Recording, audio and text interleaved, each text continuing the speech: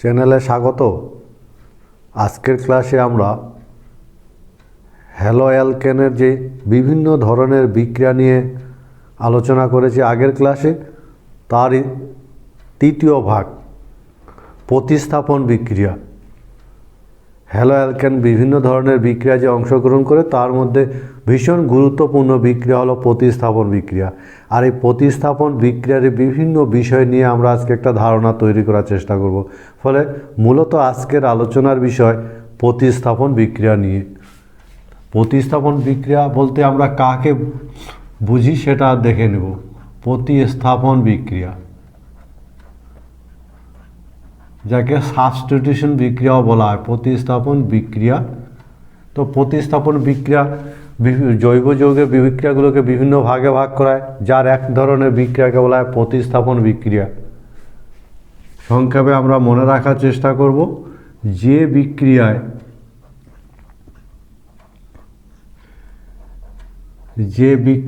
জৈব অণু থেকে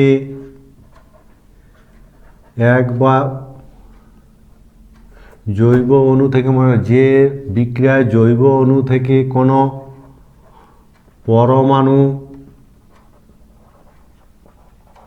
বা গ্রুপ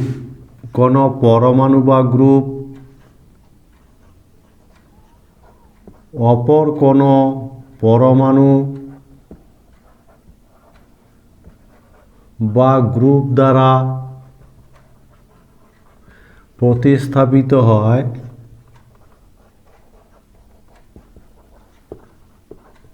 তাকে বলা হয় প্রতিস্থাপন বিক্রিয়া। নিশ্চয় বোঝা গেল। আমরা অ্যাডিশন রিয়াকশন পড়েছি, এলিমিনেশন রিয়াকশন পড়েছি। তো প্রতিস্থাপন বিক্রিয়া সেই বিক্রিয়াগুলোকে বলা হবে যে বিক্রিয়ায় কী হবে, জৈব অণু থেকে কোনো পরমাণু বা গ্রুপ প্রতিস্থাপিত হবে অপর কোনো পরমাণু বা গ্রুপ দ্বারা। সেই বিক্রিয়াগুলোকেও আমরা প্রতিস্থাপন বিক্রিয়া বলি। যেমন উদাহরণ হিসাবে যদি আমরা ধরে নিই, এই একটা প্রতিস্থাপন বিক্রিয়ার উদাহরণ, যেখানে ওয়াই দ্বারা এক্স প্রতিস্থাপিত হবে এবং এই যৌগটা তৈরি হবে। এই ধরনের বিক্রিয়াগুলোকে আমরা বলি প্রতিস্থাপন বিক্রিয়া। এবার প্রতিস্থাপন বিক্রিয়ার মধ্যে মনে রাখবে, প্রতিস্থাপন বিক্রিয়া আবার নিউক্লিওফিলিক প্রতিস্থাপন হতে পারে, ইলেকট্রোফিলিক প্রতিস্থাপন হতে পারে। তো আমরা নিউক্লিওফিলিক প্রতিস্থাপন বিক্রিয়া কাকে বলবো? নিউক্লিওফিলিক প্রতিস্থাপন বিক্রিয়া। নিউক্লিওফিলিক প্রতিস্থাপন বিক্রিয়া কাকে বলা হবে? নিউক্লিওফিলিক প্রতিস্থাপন বিক্রিয়া যে বিক্রিয়ায়, নিউক্লিওফিলিক কথাটা বুঝতেই পারছো, যে বিক্রিয়ায় আক্রমণকারী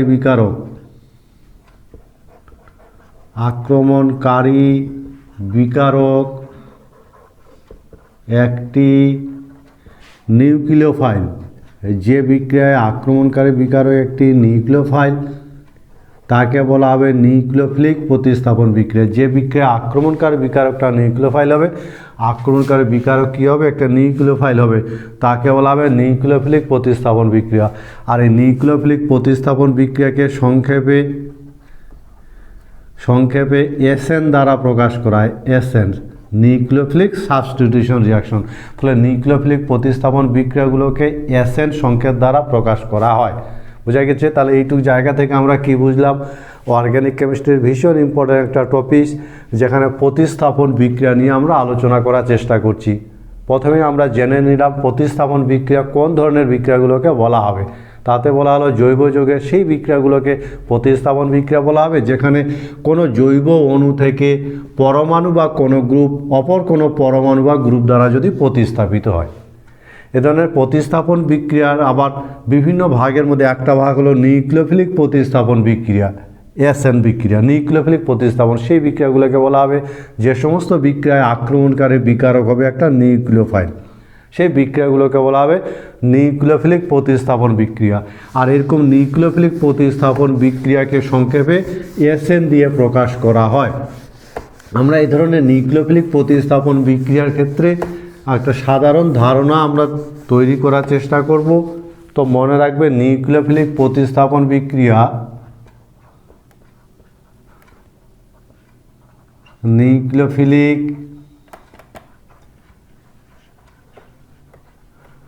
প্রতিস্থাপন বিক্রিয়া, এক্ষেত্রে তথ্য মনে রাখবে সংক্ষেপে নিউক্লিওফিলিক প্রতিস্থাপন বিক্রিয়াকে সংক্ষেপে এসএন দ্বারা প্রকাশ করা হয়।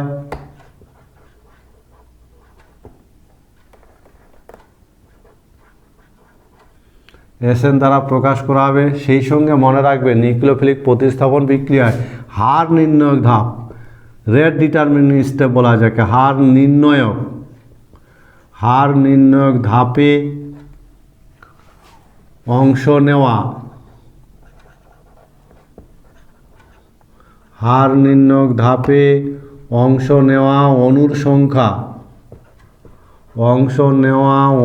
সংখ্যা বা কণার সংখ্যা যদি 1 হয় তবে তা আণবিকতা 1 ধরা হবে, আণবিকতা 1, এবং তাকে SN1 বলা হবে। অর্থাৎ SN বিক্রিয়াকে আমরা দুটো ভাগে ভাগ করি, SN1 এবং SN2। SN1 কোন নিউক্লিওফিলিক প্রতিস্থাপন বিক্রিয়াকে বলা হবে? যে নিউক্লিওফিলিক প্রতিস্থাপন বিক্রিয়ায় হার নির্ণায়ক ধাপে একটি অণু অংশগ্রহণ করবে, অর্থাৎ অংশগ্রহণ করা অণুর সংখ্যা যদি 1 হয় তবে সেই বিক্রিয়ার আণবিকতা হবে 1 এবং বিক্রিয়াটাকে বলা হবে SN1। কিন্তু যদি কি হয়, যদি অংশ নেওয়া অণুর সংখ্যা 2 হয়, বোঝা গেছে, 2 হয়, তবে তাকে কি বলা হবে? তবে আণবিকতা হবে কত? আণবিকতা 2 হবে এবং তখন তাকে SN2 বলা হবে। এই হলো নিউক্লিওফিলিক প্রতিস্থাপন বিক্রিয়াকে আমরা দুটো ভাগে ভাগ করি, SN1 এবং SN2। কিসের ভিত্তিতে? হার নির্ণায়ক ধাপ, রেট ডিটারমিনিং স্টেপ যাকে বলা হয়। হার নির্ণায়ক ধাপে কটা কণা অংশগ্রহণ করে? যদি হার নির্ণায়ক ধাপে অংশ নেওয়া কণার সংখ্যা 1 হয় তাহলে সেই বিক্রিয়ার আণবিকতা 1, এবং আণবিকতা যদি 1 হয় তাহলে সেই নিউক্লিওফিলিক প্রতিস্থাপন বিক্রিয়াকে আমরা বলবো SN1।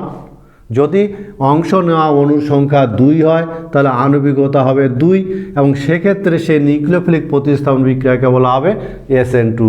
আমরা এই SN1 এবং SN2 এদের সাধারণ বৈশিষ্ট্যগুলো দেখে নেব। SN1 এবং SN2, তো মনে রাখবে SN1 নিউক্লিওফিলিক প্রতিস্থাপন বিক্রিয়ার SN1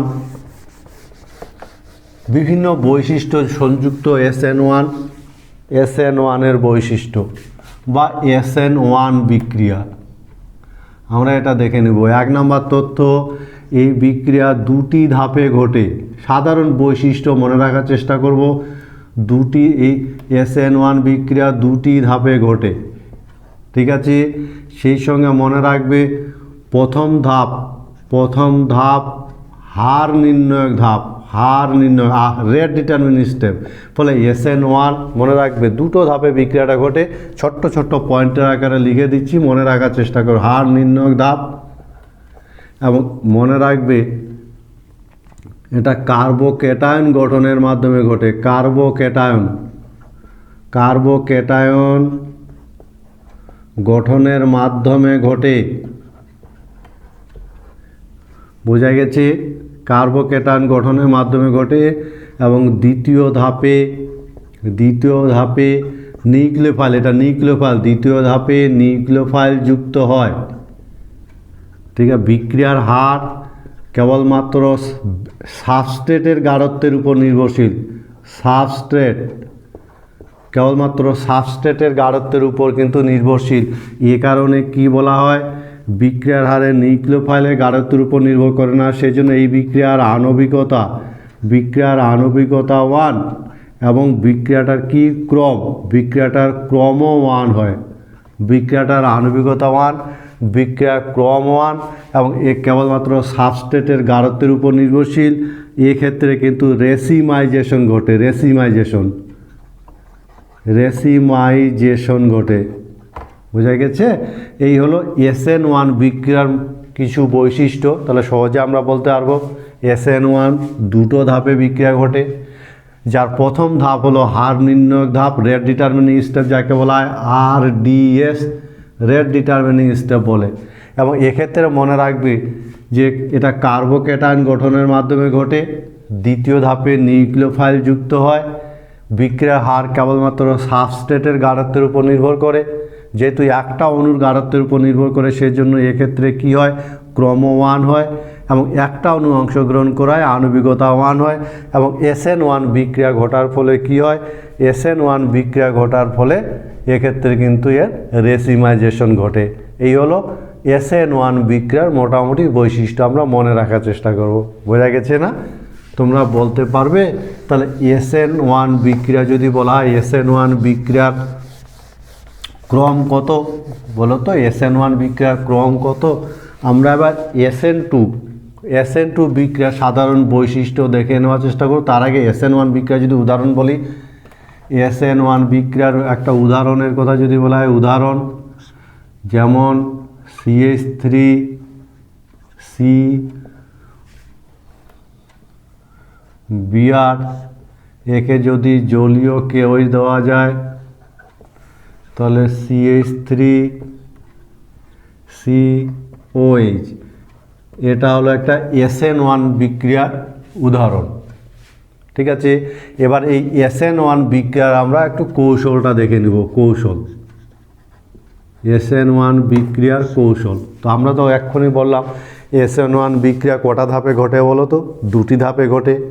কার্বোক্যাটায়ন গঠনের মাধ্যমে ঘটে। প্রথম ধাপে কার্বোক্যাটায়ন তৈরি হয়, যেটা ধীর গতিসম্পন্ন ধাপ, এবং দ্বিতীয় ধাপে নিউক্লিওফাইল দ্বারা আক্রমণ ঘটে, যেটা ফাস্ট। ফলে আমরা দেখব প্রথম ধাপ। প্রথম ধাপে কি হবে? প্রথম ধাপে কার্বোক্যাটায়ন গঠন। কার্বোক্যাটায়ন গঠন, প্রথম ধাপে কার্বোক্যাটায়ন তৈরি হবে। CH3Br, এখান থেকে ব্রোমিন বেরিয়ে চলে যাবে এবং এর ফলে কার্বোক্যাটায়ন তৈরি হবে।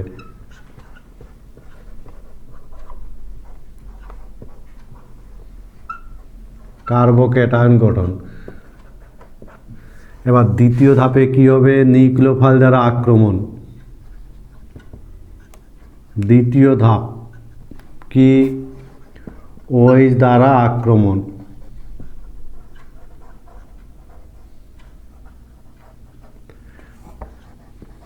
CH3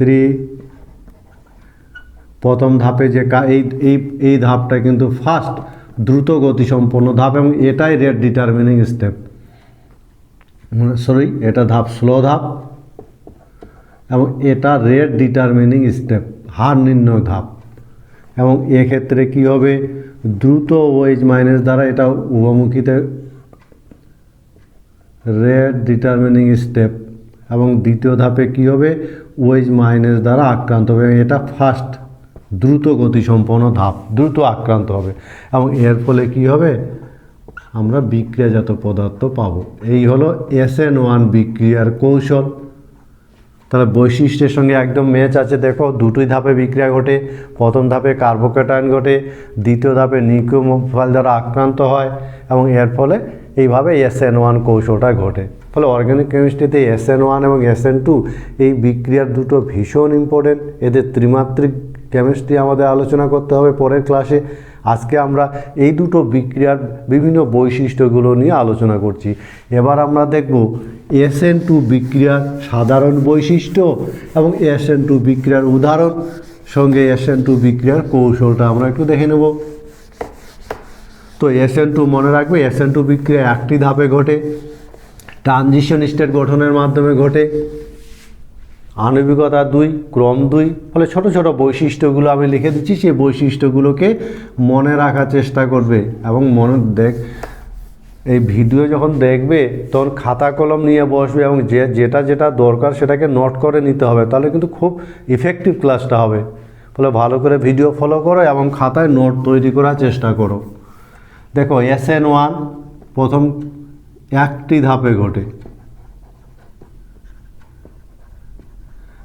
একটি ধাপে ঘটে। সেই সঙ্গে মনে রাখবে TS, ট্রানজিশন স্টেট, আজকে থেকে মনে রাখবে TS গঠনের মাধ্যমে ঘটে, ট্রানজিশন স্টেট গঠনের মাধ্যমে ঘটে SN2। মনে থাকবে SN2 ট্রানজিশন স্টেট গঠনের মাধ্যমে ঘটে এবং এই বিক্রিয়া মনে রাখবে যে বিক্রিয়ার হার সেটা সাবস্ট্রেটের এবং নিউক্লিওফাইল দুটোরই গাঢ়ত্বের উপর নির্ভর করে, সাবস্ট্রেটেরও গাঢ়ত্বের উপর নির্ভর করে, নিউক্লিওফাইলেরও গাঢ়ত্বের উপর নির্ভর করে। এর আণবিকতা 2, সেই সঙ্গে মনে রাখবে এটা দ্বিতীয় ক্রমের বিক্রিয়া এবং এর ক্রম 2, এ কথা বোঝা গেছে। এবং ট্রানজিশন স্টেট গঠনের মাধ্যমে ঘটে, এক্ষেত্রে কিন্তু ইনভার্সন অফ কনফিগারেশন ঘটে, ইনভার্সন ঘটে। এই হলো SN2 মনে রাখার মতন কিছু বৈশিষ্ট্য যেটা SN2 বিক্রিয়াতে ঘটে। কি ঘটে? একটি ধাপে ঘটে, ট্রানজিশন স্টেট গঠনের মাধ্যমে ঘটে এবং বিক্রিয়া হার সাবস্ট্রেট এবং নিউক্লিওফাইল দুটোরই গাঢ়ত্বের উপর নির্ভর করে। এ ধরনের বিক্রিয়ার আণবিকতা 2, ক্রম 2 এবং এক্ষেত্রে ইনভার্সন ঘটে। ঠিক আছে, আমরা এবার SN2 বিক্রিয়ার একটা উদাহরণ দেওয়ার চেষ্টা করি যে SN2 বিক্রিয়া এরকম একটা উদাহরণ, SN2 কৌশলে ঘটে এরকম একটা বিক্রিয়ার উদাহরণ যদি দিই কি, যেমন CH3Cl একে যদি জলীয় KOH দেওয়া যায় তাহলে তৈরি হবে CH3OH প্লাস KCl। এই বিক্রিয়াটা SN2 কৌশলে ঘটে। ফলে SN2 যে বিক্রিয়া আমরা পড়ছি, SN2 বিক্রিয়ার উদাহরণ হলো এটা। এবার আমরা SN2 বিক্রিয়ার কৌশল দেখে নিব, কি কৌশলে বিক্রিয়াটা ঘটে। SN2 বিক্রিয়ার কৌশল বোঝা গেছে তো। বৈশিষ্ট্যগুলোতে আমরা কি দেখলাম বলো তো? SN2 একটি ধাপে ঘটে, ট্রানজিশন স্টেট গঠনের মাধ্যমে ঘটে, বোঝা গেছে। তাহলে এই কথাটাকে সামনে রেখে আমরা বিক্রিয়াটার কৌশল যদি দেখার চেষ্টা করি তাহলে দেখো বিক্রিয়াটার কৌশল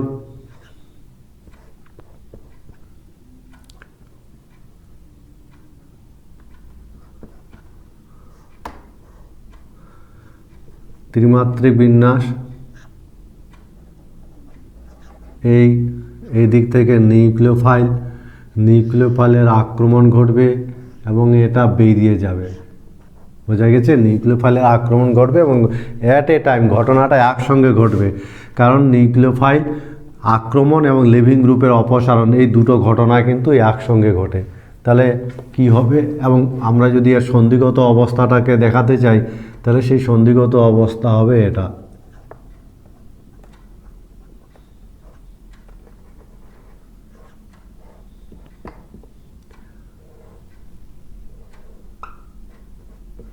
এই হবে সন্ধিগত অবস্থাটা।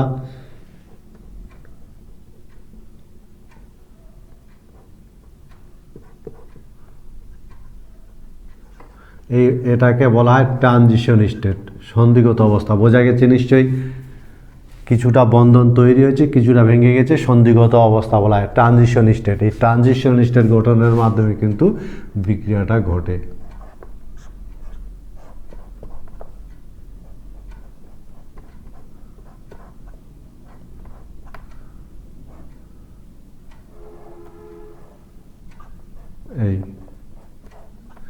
এই হলো বিক্রিয়া, সেই সঙ্গে Cl মাইনাস বেরিয়ে গেছে।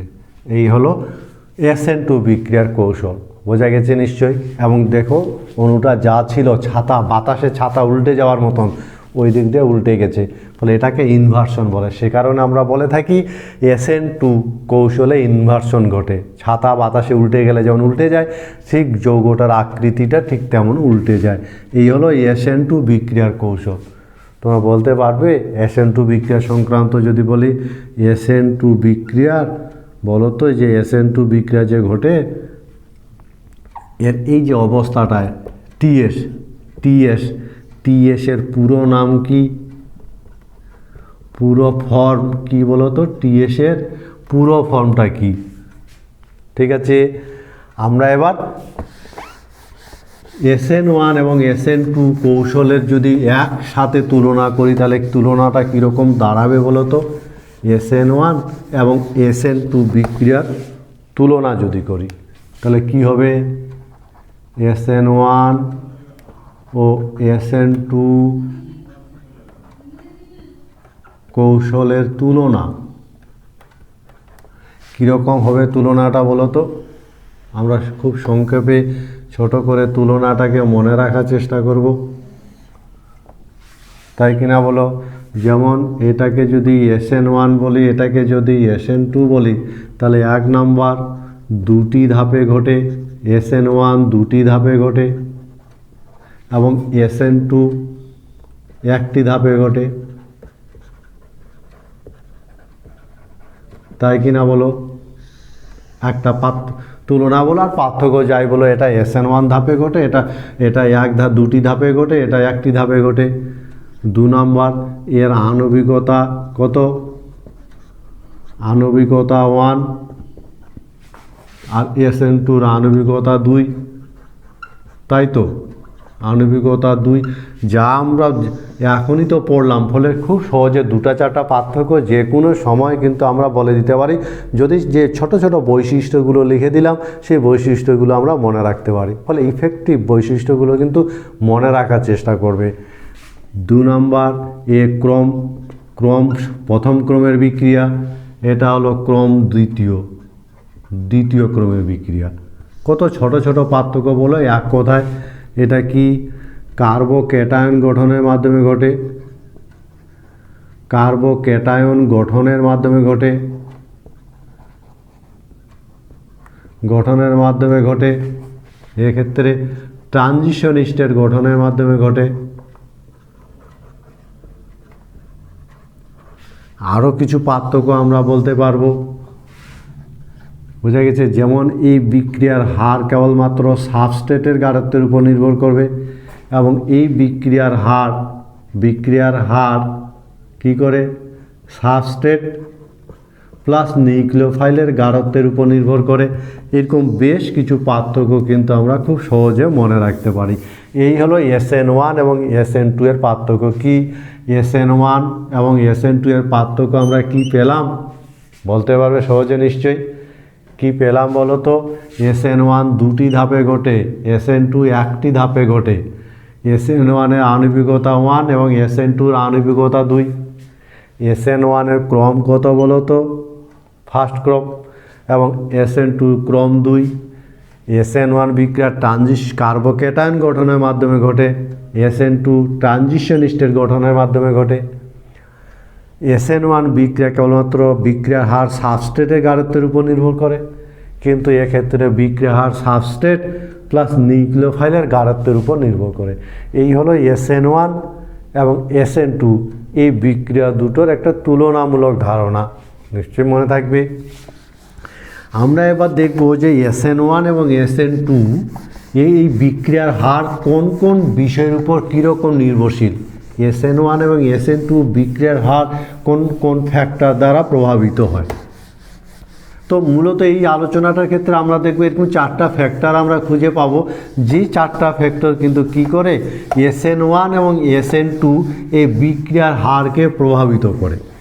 এরকম 4টা ফ্যাক্টরের নাম আমরা বলতে পারবো, যেমন অ্যালকিল হ্যালাইডের আকার তথা ডিগ্রির উপর, বিকারকের গাঢ়ত্বের উপর, বিকারকের প্রকৃতির উপর, নিউক্লিওফাইলের গাঢ়ত্ব সক্রিয়তার উপর, লিভিং গ্রুপের প্রকৃতির উপর।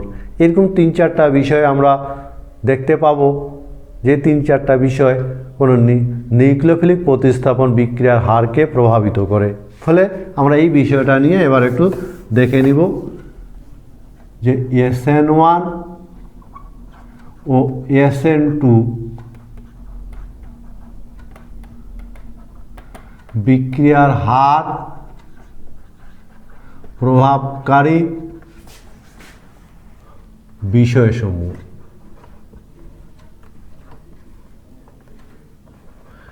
এই ব্যাপারটা নিয়ে আমরা একটা ধারণা তৈরি করার চেষ্টা করব যে SN1 এবং SN2 বিক্রিয়ার হার, মূলত মনে রাখবে বিক্রিয়ার হার প্রভাবকারী বিষয়সমূহ। কোন কোন বিক্রিয়ার হার কোন কোন বিষয়ের উপর নির্ভর করে। তো যে কথাটা বললাম যে বিক্রিয়ার হার যে সমস্ত ফ্যাক্টরের উপর বিক্রিয়া হার নির্ভর করে, সেই ফ্যাক্টরগুলো একটা একটা করে যদি আমরা আলোচনা করি, প্রথম যেটা অ্যালকিল হ্যালাইডের আকার। অ্যালকিল হ্যালাইডের গঠনের উপর কিন্তু নির্ভর করে। প্রথম পয়েন্ট, অ্যালকিল হ্যালাইডের গঠনের উপর কিন্তু SN1 বা SN2 বিক্রিয়ার হার নির্ভর করবে। কীরকম নির্ভর করবে এই আলোচনাটাকে আমরা দুটো পয়েন্টে ভাগ করে নিয়ে বলবো। আমাদের জানা আছে SN2 বিক্রিয়া লিভিং গ্রুপ যেদিক দিয়ে বেরিয়ে যায় তার বিপরীত দিক থেকে কিন্তু আক্রমণ করে নিউক্লিওফাইল। SN2 ট্রানজিশন স্টেট গঠনের মাধ্যমে ঘটে, লিভিং গ্রুপ যেদিক দিয়ে বেরিয়ে যায় তার বিপরীত দিক থেকে কিন্তু নিউক্লিওফাইল আক্রমণ করে।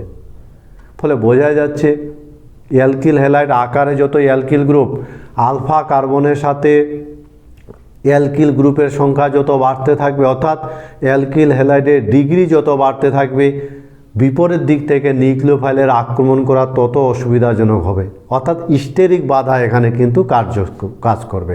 ফলে ডিগ্রি যত বাড়বে স্টেরিক বাধা তত বাড়তে থাকে, আর স্টেরিক বাধা যত বাড়তে থাকবে বিপরীত দিক থেকে নিউক্লিওফাইলের আক্রমণ করা তত কষ্টকর হয়, আর আক্রমণ করা যত কষ্টকর হবে SN2 বিক্রিয়ার সম্ভাবনা তত হ্রাস পাবে। সুতরাং অ্যালকিল হ্যালাইডের গঠনের উপর ভিত্তি করে আমরা তাহলে কী বলতে পারি, ডিগ্রি যত বাড়তে থাকবে SN2 বিক্রিয়া ঘটার সম্ভাবনা তত হ্রাস পাবে। যে কথাটা আমি বললাম ছোট্ট করে আমি সেটাকে লিখে দিচ্ছি, মনে রাখার চেষ্টা করবে। অ্যালকিল হ্যালাইডের গঠনের উপর কীরকম SN2 কৌশল নির্ভর করে। SN2-তে লিভিং গ্রুপ এর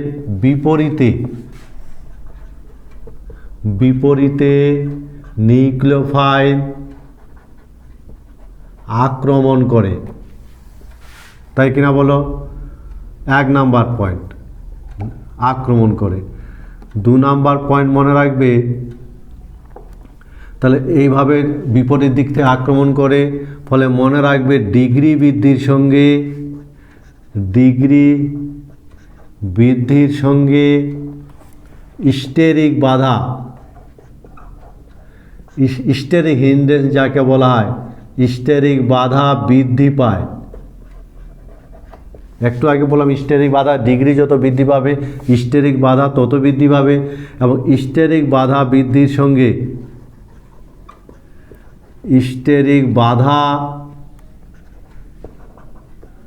বৃদ্ধির সঙ্গে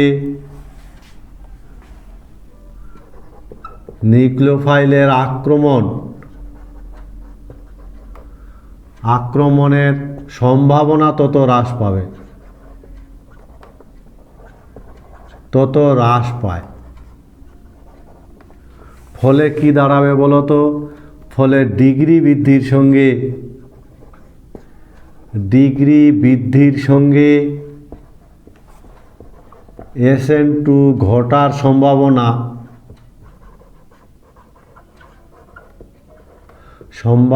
হ্রাস পায়। ফলে বিভিন্ন ডিগ্রি অ্যালকিল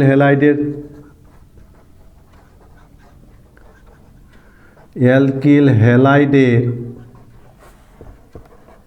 SN2 সক্রিয়তার ক্রম কী হবে বলতো? সক্রিয়তার ক্রম 3 ডিগ্রি সব থেকে কম হবে, তারপরে 2 ডিগ্রি, তারপরে 1 ডিগ্রি। এই হলো অ্যালকিল হ্যালাইডের গঠনের উপর SN2 সক্রিয়তা কিন্তু এরকম নির্ভরশীল। মনে রাখবে SN2-তে কী ঘটে, লিভিং গ্রুপের বিপরীতে কিন্তু নিউক্লিওফাইল আক্রমণ করে। লিভিং গ্রুপ যেদিকে বেরিয়ে যায় তার বিপরীত দিকে আক্রমণ করায়। ডিগ্রি যত বৃদ্ধি পাবে স্টেরিক বাধা তত বৃদ্ধি পাবে, এবং স্টেরিক বাধা যত বৃদ্ধি পাবে নিউক্লিওফাইল দ্বারা আক্রমণ করার প্রবণতা তত হ্রাস পাবে। জায়গায় পাবে না, আক্রমণ করার জায়গায় মিলবে না। বোঝা গেছে? এর ফলে আমরা কি সিদ্ধান্তে আসতে পারি? তাহলে ডিগ্রি বৃদ্ধির সঙ্গে SN2 ঘটার সম্ভাবনা হ্রাস পাবে।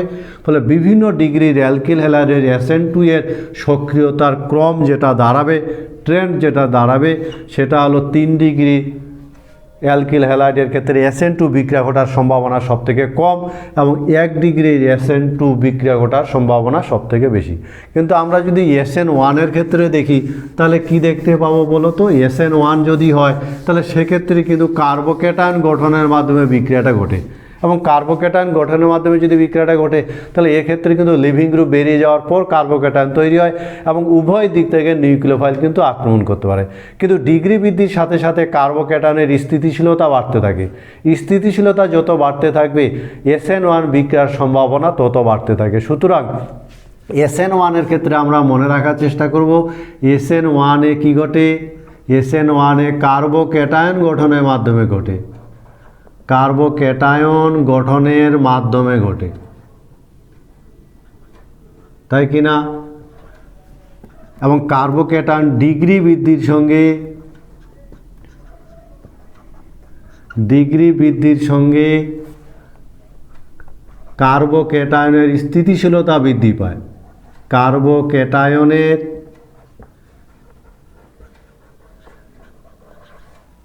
স্থিতিশীলতা বৃদ্ধি পায়। আর কার্বোক্যাটায়নের স্থিতিশীলতা যদি বৃদ্ধি পায় তাহলে সেক্ষেত্রে কী হবে বলো তো? কার্বোক্যাটায়নের স্থিতিশীলতা যত বৃদ্ধি পাবে, বোঝা গেছে, ফলে কী হবে? ডিগ্রি বৃদ্ধির সঙ্গে SN1 ঘটার সম্ভাবনাও বৃদ্ধি পাবে, সম্ভাবনা বৃদ্ধি পায়, তাই কিনা বলো? ফলে অ্যালকিল হ্যালাইডের কী হবে? অ্যালকিল হ্যালাইডের SN1 সক্রিয়তার ক্রম কী হবে বলো তো? সক্রিয়তার ক্রম 3 ডিগ্রি, তারপরে 2 ডিগ্রি, সক্রিয়তার ক্রম কী হবে? 1 ডিগ্রি সবথেকে কম হবে, তারপরে 2 ডিগ্রি, তারপর 3 ডিগ্রি। এই হলো SN1 ক্ষেত্রে। বোঝা গেছে নিশ্চয়? বোঝাতে পেরেছি তো যে SN1 এবং SN2 বিক্রিয়ার হার প্রভাবকারী যে ফ্যাক্টরগুলো, সেই ফ্যাক্টরগুলোর মধ্যে একটা ফ্যাক্টর হলো অ্যালকিল হ্যালাইডের গঠন।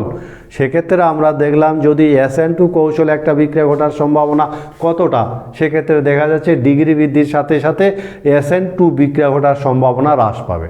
কিন্তু SN1 ক্ষেত্রে আমরা দেখতে পেলাম ডিগ্রি বৃদ্ধির সাথে সাথে SN1 বিক্রিয়া ঘটার সম্ভাবনা বাড়তে থাকে। কারণ SN1 বিক্রিয়া কার্বোক্যাটায়ন গঠনের মাধ্যমে ঘটে, তাই কিনা বলো? এবং কার্বোক্যাটায়ন ডিগ্রি বৃদ্ধির সাথে সাথে কার্বোক্যাটায়নের স্থিতিশীলতা বৃদ্ধি পায়।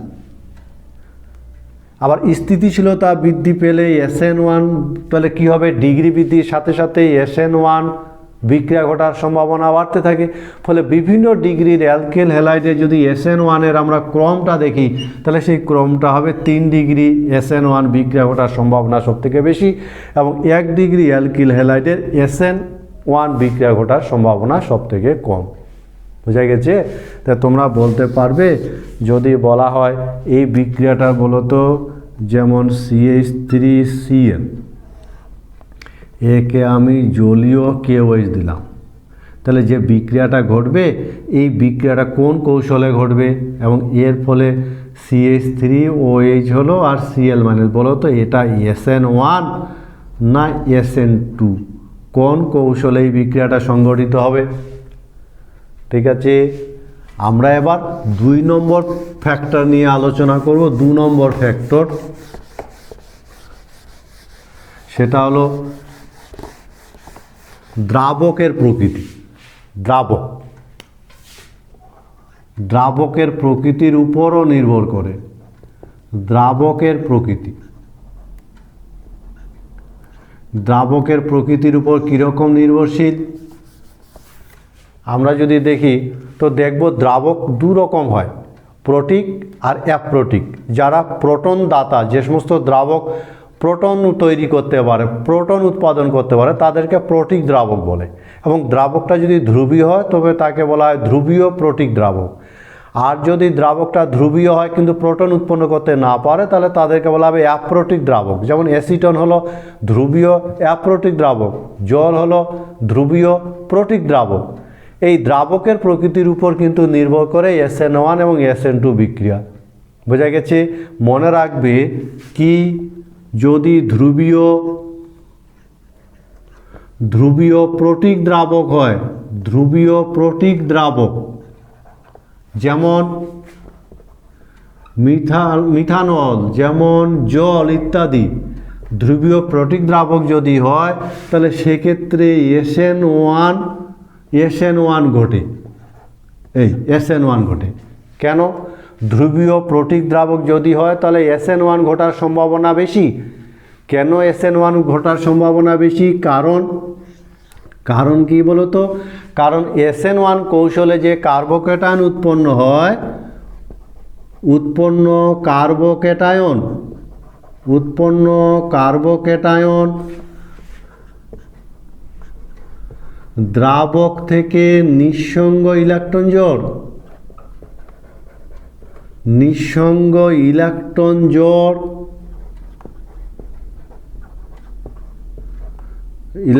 জোড় গ্রহণ করে স্থিতিশীলতা লাভ করে।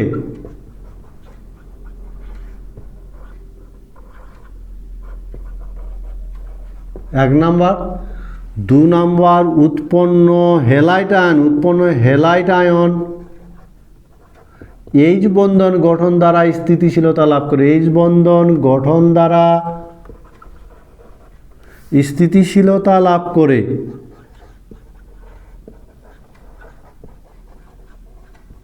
বোঝা গেছে? এ কারণে যদি ধ্রুবীয় প্রোটিক দ্রাবক হয় যেমন জল বা মিথানল, তাহলে সেক্ষেত্রে কি হবে? SN1 কৌশল প্রিফারেন্স পাবে। SN1 কৌশলে ঘটার সম্ভাবনা বৃদ্ধি পাবে, কারণ SN1 কৌশলের যে কার্বোক্যাটায়ন উৎপন্ন হয়, সেই কার্বোক্যাটায়ন যেমন জল যদি হয় তাহলে অক্সিজেনের নিঃসঙ্গ ইলেকট্রন গ্রহণ করে স্থিতিশীলতা লাভ করবে, এবং যে হ্যালাইট আয়নটা উৎপন্ন হবে সেটা আবার জলের সাথে হাইড্রোজেন বন্ধন তৈরি করতে পারবে। সে কারণে যদি ধ্রুবীয় প্রোটিক দ্রাবক হয় তাহলে SN1 বিক্রিয়া ঘটার সম্ভাবনা বৃদ্ধি পায়। কিন্তু যদি কি হয়, যদি ধ্রুবীয় প্রোটিক দ্রাবক না হয়, যদি অ্যাপ্রোটিক দ্রাবক হয় তাহলে সেক্ষেত্রে কিন্তু SN2 বিক্রিয়া ঘটার সম্ভাবনা বৃদ্ধি পাবে। বোঝা গেছে? তাহলে কি হয়, যদি ধ্রুবীয় প্রোটিক না হয় অ্যাপ্রোটিক দ্রাবক হয়,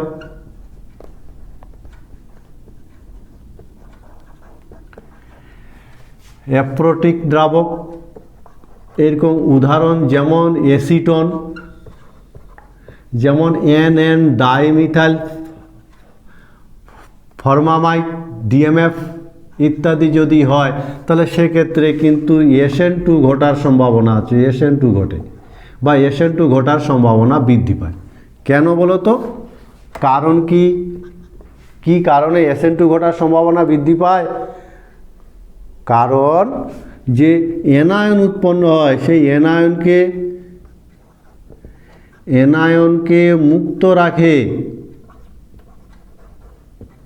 বোঝা গেছে? এবং ওই এনায়ন কি হয়?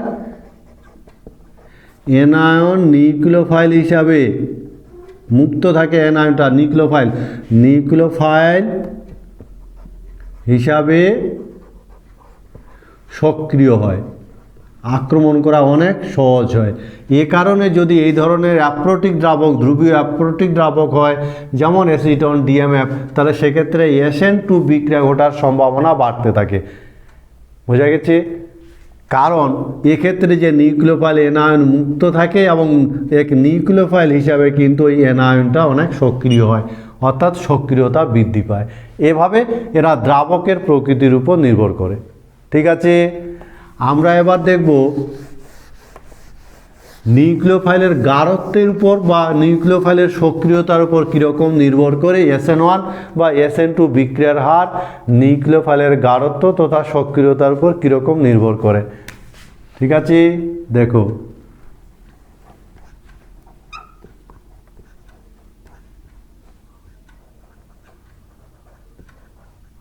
নিউক্লিওফাইলের সক্রিয়তা ও গাঢ়ত্ব এটার উপর কীরকম নির্ভর করবে আন্দাজ হচ্ছে SN1 বিক্রিয়ার নিউক্লিওফাইলের গাঢ়ত্ব আর সক্রিয়তার উপর কীরকম নির্ভরশীল বলো তো? বলো। মনে রাখবে কি SN1 ক্ষেত্রে যদি দেখি তাহলে হার নির্ণায়ক ধাপে নিউক্লিওফাইল অংশ নেয় না।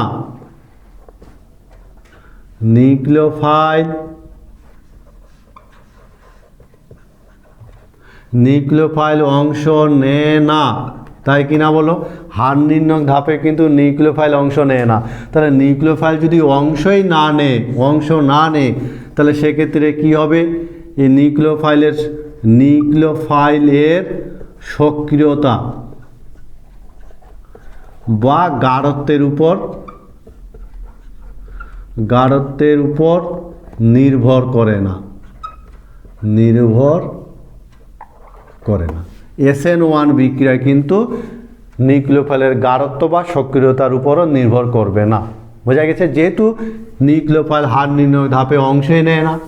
কিন্তু SN2 ক্ষেত্রে যদি আমরা দেখি, SN2 বিক্রিয়া কিন্তু কি করে? নিউক্লিওফাইলের গাঢ়ত্ব এবং সক্রিয়তা গাঢ়ত্বের উপর নির্ভর করে। বোঝা গেছে? গাঢ়ত্বের উপর কিন্তু এটা নির্ভর করে। কেন গাঢ়ত্বের উপর নির্ভর করে, কীরকম নির্ভর করে, সেক্ষেত্রে মনে রাখবে যে কীরকম নির্ভর করে। যেমন মনে করো, যদি 1 নম্বর কন্ডিশন, যদি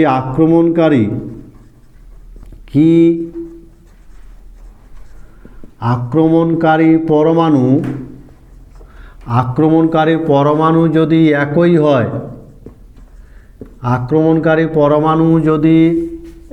হলে সেক্ষেত্রে মনে রাখবে যে সক্রিয় ক্ষারক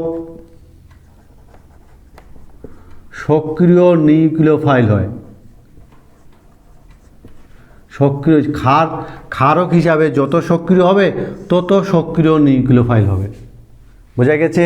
যেমন আমরা যদি দেখি, যেমন CH3O- এর সক্রিয়তা OH- অপেক্ষা বেশি হবে, এর সক্রিয়তা CH3CO- অপেক্ষা বেশি হবে, এর সক্রিয়তা এর থেকে বেশি হবে, এবং এর সক্রিয়তা, এইভাবে সক্রিয়তার ট্রেন্ড হবে। এক্ষেত্রে আক্রমণকারী বিকারক সেম, অক্সিজেন পরমাণু। ফলে আক্রমণকারী বিকারক যদি একই হয়, তাহলে সেক্ষেত্রে মনে রাখবে আক্রমণকারী বিকারক অক্সিজেন। সেক্ষেত্রে যে ক্ষার যত বেশি সক্রিয়, সেটা তত সক্রিয় নিউক্লিওফাইল। কিন্তু 2 নাম্বার মনে রাখবে, আক্রমণকারী বিকারক পরমাণু যদি ভিন্ন হয়, আক্রমণকারী পরমাণু ভিন্ন হলে, আক্রমণকারী পরমাণু মনে করো ভিন্ন, ঠিক আছে? সেক্ষেত্রে কিন্তু আক্রমণ পরমাণু যদি ভিন্ন হয়, তাহলে যেটা আকারে বড়, এবং মনে রাখবে ভিন্ন হলে কি হবে? আকারে বড় আর কম ইলেকট্রোনেগেটিভ পরমাণুযুক্ত নিউক্লিওফাইল সক্রিয় হবে। এইভাবে কিন্তু কি হবে?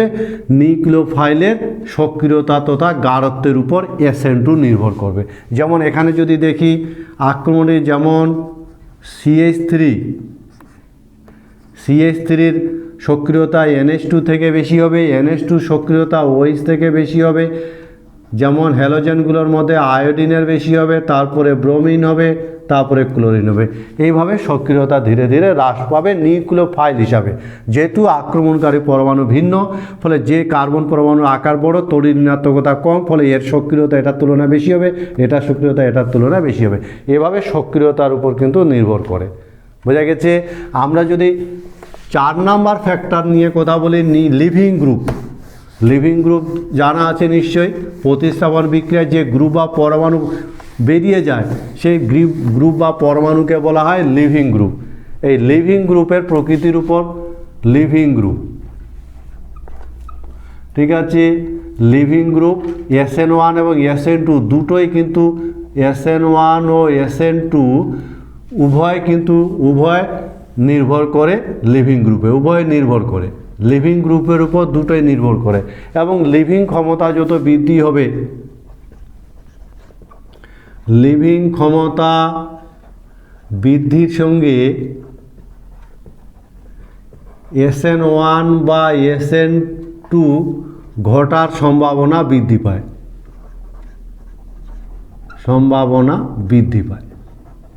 এবং হ্যালোজেনগুলো যদি লিভিং ক্ষমতার ক্রমও দেখি, লিভিং ক্ষমতার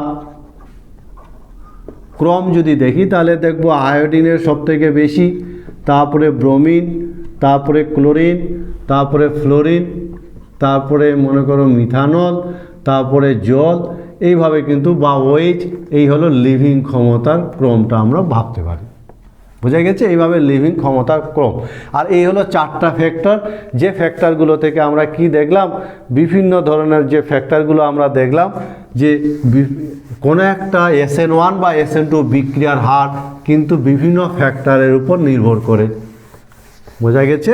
তোমরা বলতে পারবে যদি বলা হয়, বলো তো CH3Br, এবং এক্ষেত্রে যদি আমরা একে জলীয় KOH দিই, জলীয় KOH, তাহলে বলো তো কী উৎপন্ন হবে?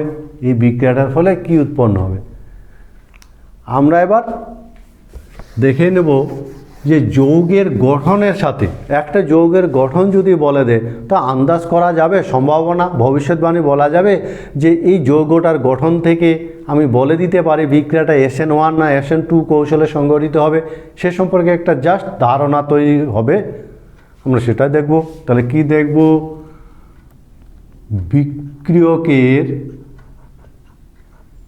বিক্রিয়কের গঠন ও সম্ভাব্য কৌশল। সম্ভাব্য কৌশল, গঠনের সাথে সম্ভাব্য কৌশলের সম্পর্ক আমরা একটু দেখে নেওয়ার চেষ্টা করব। আমরা যদি এরকম ছোট করে একটু দেখে নেওয়ার চেষ্টা করি, যৌগের গঠনের সাথে সম্ভাব্য কৌশল, গঠন আর সম্ভাব্য কৌশল। ঠিক আছে? এক্ষেত্রে আমরা কিন্তু একটা জায়গা ধরে নেওয়ার একটু চেষ্টা করব। আমার কথা বোঝা গেছে? যে একটা জায়গা একটু ধরে নেওয়ার চেষ্টা করি, সেটা হলো যৌগের যে লিভিং গ্রুপ, এই লিভিং গ্রুপটাকে আমরা L দিয়ে প্রকাশ করব, আর CH3 গ্রুপটাকে আমরা R দিয়ে প্রকাশ করব, এবং R দিয়ে প্রকাশ করে আমরা লিভিং গ্রুপ সাথে তুলনা করে আমরা একটু সম্ভাবনা দেখার চেষ্টা করব। যেমন দেখো, গঠন আর সম্ভাব্য কৌশল।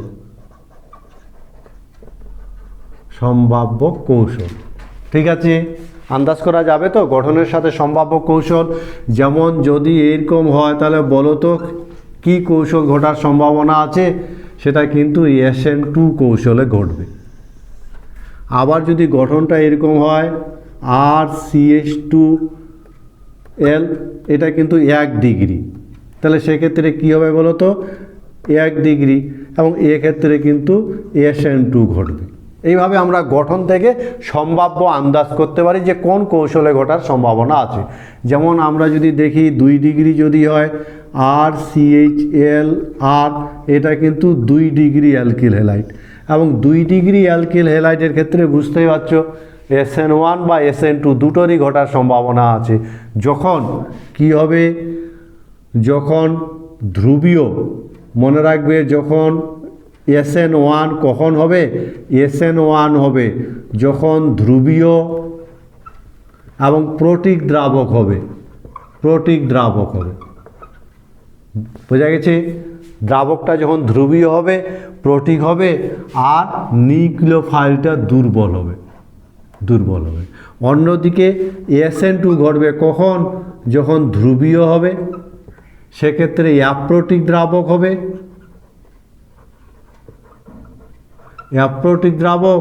এবং নিউক্লিওফাইলটা সক্রিয় হবে। অন্যদিকে যদি 3 ডিগ্রি হয়, 3 ডিগ্রি অ্যালকিল হ্যালাইড যদি হয়, তাহলে সেক্ষেত্রে কিন্তু SN1 সংঘটিত হবে। এইভাবে আমরা সম্ভাব্য কৌশল কিন্তু আন্দাজ করতে পারি গঠনের সাথে।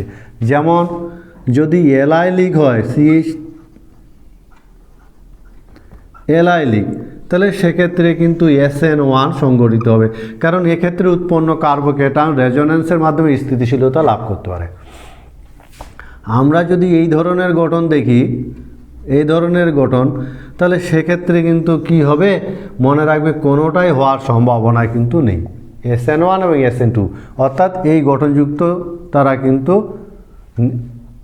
বিক্রিয়া সাবস্টিটিউশন বিক্রিয়া অংশগ্রহণই করে না। ফলে এইভাবে সম্ভাব্য গঠনের সাথে আমরা সম্ভাব্য কৌশল আন্দাজ করতে পারি। যদি এই ধরনের হয় তাহলে SN2 হবে, 1 ডিগ্রি হলে SN2, 2 ডিগ্রি হলে SN1, SN2 দুটোই হতে পারে, 3 ডিগ্রি হলে SN1 এবং এলাইলিক হলে SN1 ঘটবে। এবং সেক্ষেত্রে কিন্তু এই ধরনের গঠন এরাইলিক গঠন যদি হয় তাহলে সেক্ষেত্রে কিন্তু বিক্রিয়া ঘটার সম্ভাবনা একদম নেই বললেই চলে। বোঝা গেছে? কারণ ব্যাক সাইড অ্যাটাক হয় না। তাহলে তোমরা বলতে পারবে, বলো তো, যদি আমরা এরকম একটা গঠন বলি এক্ষেত্রে Cl এবং একে যদি জলীয় KOH দেওয়া যায়, জলীয় KOH, তাহলে কি হবে বলো তো এই বিক্রিয়াটাতে? বলা যাবে? আমরা এবার দেখব অ্যাম্বিডেন্ট নিউক্লিওফাইল বলে একটা টার্ম আছে, সেই টার্মটাকে একটু এক নজরে দেখে নেওয়ার চেষ্টা করব। অ্যাম্বিডেন্ট নিউক্লিওফাইল নাম শুনেছ? অ্যাম্বিডেন্ট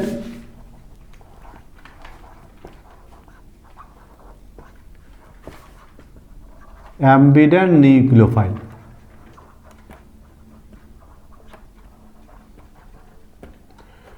অ্যাম্বিডেন্ট নিউক্লিওফাইল কাকে বলে বলো তো? অ্যাম্বিডেন্ট নিউক্লিওফাইল তো মনে রাখবে, যে সমস্ত নিউক্লিওফাইলে কমপক্ষে দুটি নিউক্লিওফিলিক সেন্টার থাকবে, দুটো নিউক্লিওফিলিক সেন্টার থাকবে কমপক্ষে, সেই নিউক্লিওফাইলগুলোকে বলা হয় অ্যাম্বিডেন্ট নিউক্লিওফাইল। মনে থাকবে? তাহলে যেসব নিউক্লিওফাইলে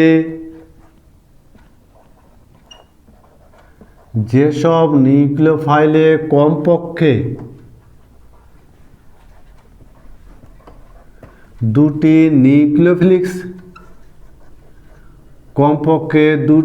নিউক্লিওফিলিক কেন্দ্র বর্তমান থাকে তাদেরকে বলা হয় অ্যাম্বিডেন্ট নিউক্লিওফাইল। যে সমস্ত নিউক্লিওফাইলে কমপক্ষে দুটি, মনে থাকবে, যে সমস্ত নিউক্লিওফাইলে কমপক্ষে দুটি নিউক্লিওফিলিক কেন্দ্র থাকে, কমপক্ষে দুটি নিউক্লিওফিলিক কেন্দ্র থাকে, তাদেরকে বলা হয় অ্যাম্বিডেন্ট নিউক্লিওফাইল। অ্যাম্বিডেন্ট নিউক্লিওফাইলে যদি উদাহরণ বলা হয়, অ্যাম্বিডেন্ট নিউক্লিওফাইলের উদাহরণ যেমন CN, যেমন Na2 ইত্যাদি, এরা হলো অ্যাম্বিডেন্ট নিউক্লিওফাইল। আমার কথা বোঝা গেছে? এরা হলো অ্যাম্বিডেন্ট নিউক্লিওফাইল। এই ধরনের যেমন CNকে যদি আমরা দেখি, কেন এর কি করে দুটি নিউক্লিওফিলিক কেন্দ্র আছে, যেমন এটা, অথবা যেমন এর দুটা নিউক্লিওফিলিক সেন্টার, কার্বনও হতে পারে, নাইট্রোজেনও হতে পারে। বোঝা গেছে? এবং এদের যদি আমরা দেখি, যখন SN1 কৌশলে যখন ঘটে, SN1 কৌশলে যখন ঘটে, তখন মনে রাখবে যে অ্যাম্বিডেন্ট নিউক্লিওফাইলের কি, যেটা আকারে ছোট উচ্চ তড়িৎ ঋণাত্মক পরমাণু আক্রমণ করে। বোঝা গেছে? যেটা আকারে ছোট, যখন SN1 কৌশলে ঘটবে তখন এদের মধ্যে যেটা আকারে ছোট এবং তড়িৎ ঋণাত্মকতা বেশি, সেই পরমাণুটা আক্রমণ করবে। যেমন আমরা যদি একটা বিক্রিয়া দেখি, যেমন মনে করো Br, একে যদি CN এর সঙ্গে বিক্রিয়া ঘটানো যায় তাহলে এটা SN1 কৌশলে ঘটে এবং এক্ষেত্রে কিন্তু নাইট্রোজেন পরমাণু আক্রমণ করে এবং কি তৈরি হয়? RNC তৈরি হয়। যেমন আমরা যদি AgCN এর সঙ্গে বিক্রিয়া ঘটাই, AgCN, তাহলে SN1 কৌশলে ঘটবে এবং কার্বন নয়, নাইট্রোজেন আক্রমণ করবে, ফলে NC তৈরি হবে। বোঝা গেছে? কিন্তু যদি মনে রাখবে SN2 কৌশলে ঘটে, SN2, তখন কিন্তু আকারে বড় কম তড়িৎ ঋণাত্মক পরমাণু আক্রমণ করে।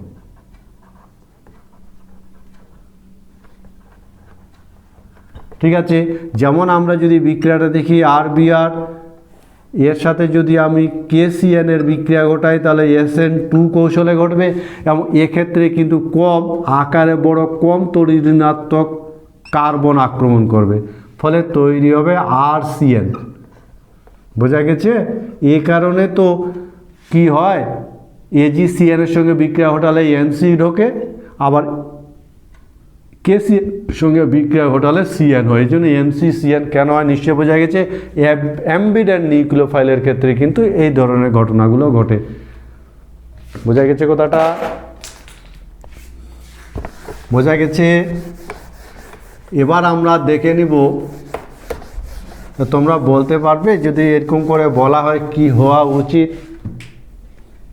যে যদি CH3Cl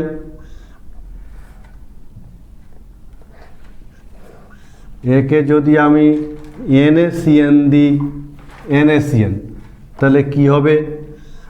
একে যদি আবার AgCN দেওয়া যায় তাহলে কি হবে বলো তো? এই জায়গাগুলোতে কি হবে? এর সাথে যদি বিক্রিয়া ঘটানো হয় তাহলে এক্ষেত্রে কি হবে? এই হলো আজকের সামগ্রিক আলোচনা। ভীষণ ইম্পর্টেন্ট একটা টপিক, কনসেপশন তৈরি করার টপিক, অর্গানিক কেমিস্ট্রিকে বোঝার, অর্গানিক কেমিস্ট্রি সম্পর্কে জানার একটা টপিক, যেটা যে কোনো সময় যে আমাদের কাজে লাগবে। আমার তো মনে হয় বোঝাতে পেরেছি। যদি ক্লাসটা ভালো লাগে অবশ্যই সাবস্ক্রাইব করবে এবং বন্ধুদেরকেও জানাবে এবং বন্ধুদের মধ্যে শেয়ার করবে। আজকে এই পর্যন্তই।